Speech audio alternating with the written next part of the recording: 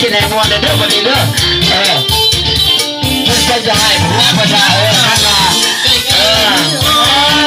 จะต้องไม่พลาดของเกียร์จะไปเด้อระวังไม่มีลาเด้อเสมอใจเอ็นเด้อเท่านั้นบ่ต้องมองมาใจเอ็นเด้อเท่านั้นบ่ต้องทำเรื่องกันเนื้อยังหัวเราต้องเอาแล้วเวลา